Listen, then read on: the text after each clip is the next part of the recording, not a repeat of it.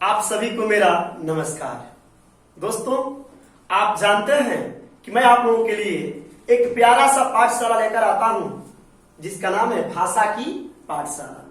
क्योंकि यह भाषा की पाठशाला जिस विषय से संबंधित है वह हिंदी व्याकरण है। हिंदी व्याकरण की जान हम कहते हैं विराम चिन्हों को। विराम चिन्हों को जानने के पहले यह जान ले कि आज भाषा की पाठशाला भाग 45 में मैं विराम चिन्हों पर प्रकाश डालूंगा। आइए जानते हैं विराम चिन्ह कहते किसे हैं। तो विराम का अर्थ होता है ठहराव और चिन्ह का अर्थ होता है प्रतीक या संकेत। तो जब वाक्य में कहीं ठहराव हो, उस ठहराव को दिखाने के लिए जो संकेत दिया जाए उसी को विराम चिन्ह के नाम से जाना जाता है। मैं आपको विराम चिन्हों के बारे में विस्तृत जानकारी दूंगा। आज इस भाग 45 में कुल 4 विराम चिन्हों पर प्रकाश डालूंगा। सबसे पहले जो विराम चिन्ह है उसको कहते हैं पूर्ण विराम। इंग्लिश में आप लोग फुल स्टॉप कहते हो। तो पूर्ण विराम और उसका यही संकेत है पूर्ण विराम का। इसका प्रयोग कहाँ करते हैं?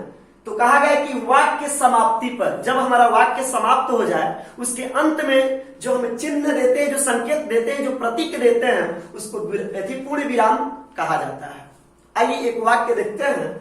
मैं स्नान कर चुका हूं। देखिएगा यहां पर आकर मेरा वाक्य समाप्त हो चुका है, इसलिए पूर्ण विराम का चिन्ह दिया गया है। तो वाक्य की समाप्ति पर पूर्ण विराम का प्रयोग किया जाता है।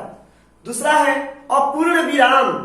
अपूर्ण माने जो पूरा ना हो, अब विराम माने ठहराव, यानी वाक्य पूरा नहीं है फिर भी उसमें कहीं हल्का ठहराव लेना है, उसके लिए अपूर्ण विराम का प्रयोग किया जाता है।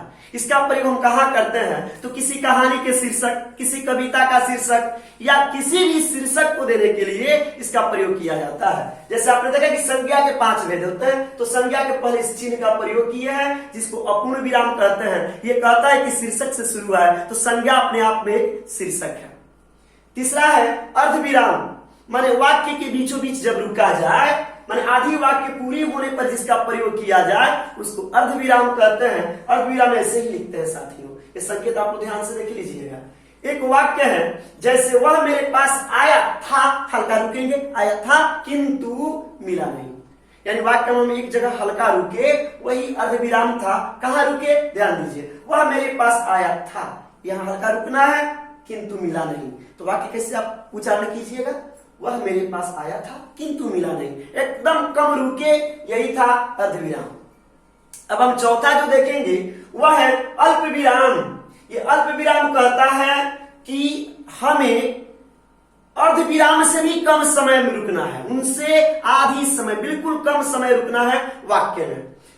तो कहता है कि समान शब्दों को अलग करने के लिए इसका प्रयोग किया जाता है। एक वाक्य में एक जैसे शब्द आते हैं, जैसे सर्वनाम आ गए लगातार 2-3, तो उनको अलग अलग दिखाने के लिए अल्प विराम का प्रयोग किया जाता है, जिसका प्रतीक यही है। जैसे मैं के पास अल्प विराम दिया कुछ समय के, मैं, तुम और मोहन बाजार चलेंगे। इसमें चूंकि मैं, तुम और मोहन, तो देखेंगे कि मैं और तुम ये सर्वनाम से संबंधित है, तो मैं और तुम में फर्क दिखाने के लिए अल्प विराम का प्रयोग किया गया है।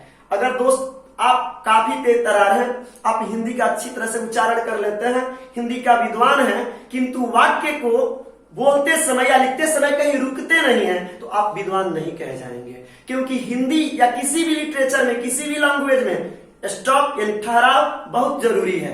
तो वाक्य लिखते वक्त कहाँ कब ठहरना है, कितना ठहरना है, किस रूप में ठहरना है, उसके लिए इन चिन्हों का प्रयोग अति आवश्यक है। जब तक हम चिन्हों का प्रयोग नहीं करेंगे तब तक हमारा वाक्य सार्थक सही नहीं होगा, उसका अर्थ ही नहीं निकलेगा। तो उम्मीद है कि आपको इसमें जो भी समस्या उत्पन्न होगी आप मेरे कमेंट बॉक्स में लिखेंगे, और पसंद आएगा तो लाइक कीजिएगा। इसी के साथ मैं आप लोगों से अलविदा लेता हूं।